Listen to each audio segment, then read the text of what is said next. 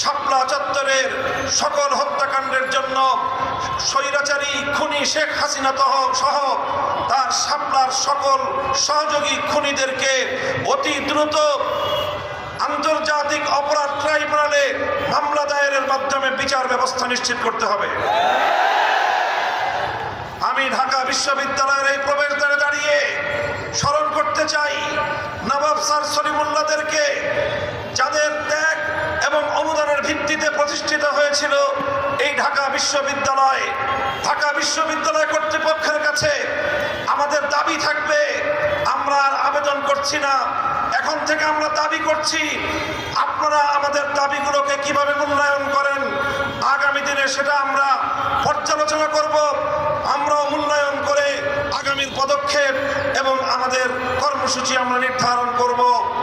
আপনারা রবীন্দ্রনাথের গান গান,